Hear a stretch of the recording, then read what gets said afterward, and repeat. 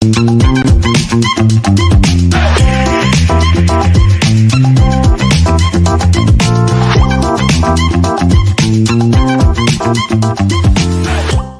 guys, welcome back to the Lovin Riyadh show. I'm Rama, and today we're going to be talking about how the Haramain Railway adds 400,000 seats to ease pilgrim travel during Hajj, and how Saudi approves uniforms for public school students kingdom-wide. So let's get into our first topic, which is how the Haramain Railway has added 400,000 seats in order to ease pilgrim travel during Hajj.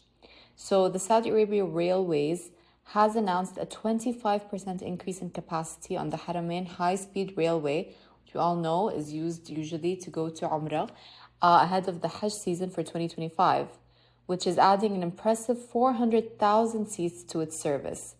This brings the total number of seats available to nearly 2 million, and this is aiming to provide a smoother and more efficient journey for pilgrims traveling between the two holy cities.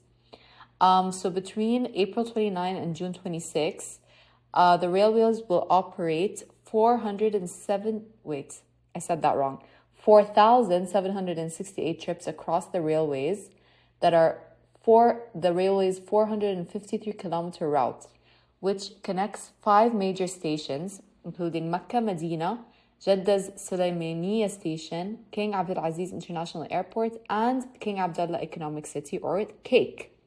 So the Haramain Railway is obviously a key player in the kingdom's advanced mobility system, and it offers a fast, safe, and sustainable alternative to road travel, which obviously would take much longer, as it operates at a speed of up to 300 kilometers per hour.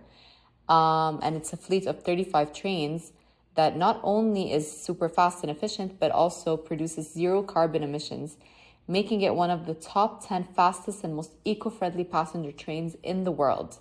So the expansion not only eases pressure on the road network, making it easier for pilgrims to travel with only 2 hours in between Mecca and Medina, but it also reflects Saudi's commitment to enhancing pilgrim experiences, which of course is under Vision 2030.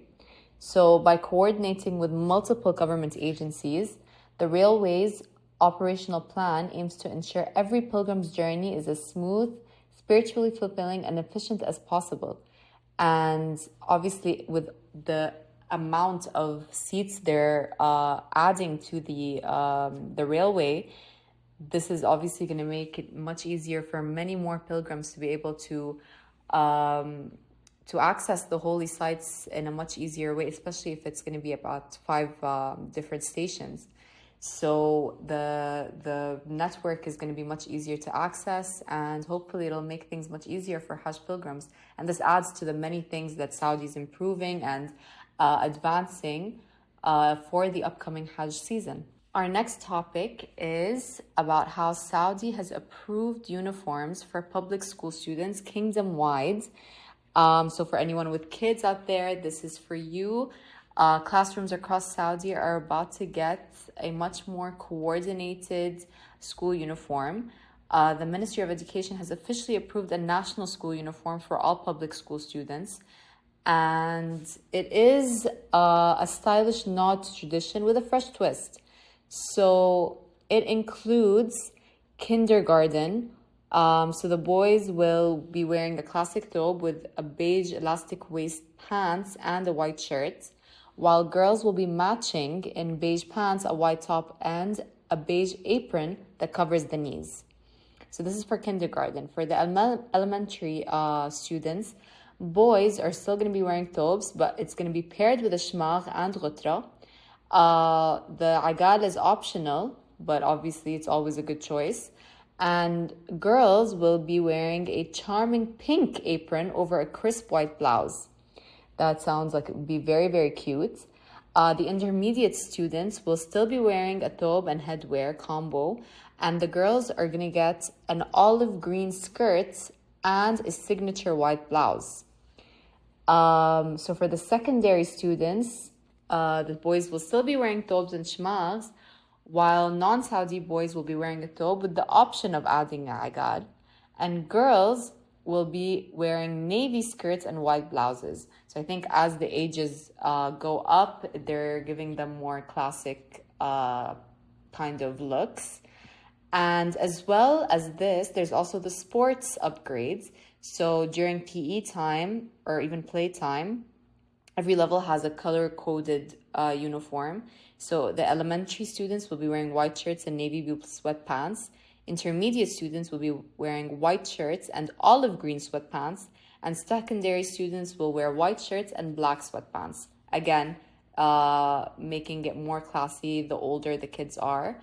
So this move is obviously bringing unity to the school uniforms across the kingdom so that everybody is kind of dressed the same. And there aren't any clashes in different schools and uniforms and things like that. And I'm sure this is going to make getting dressed a lot easier for students and kind of keep everything aligned in terms of the education system. Because we all know uniforms are, in my opinion, kind of an important part of a school. I did grow up with a uniform myself.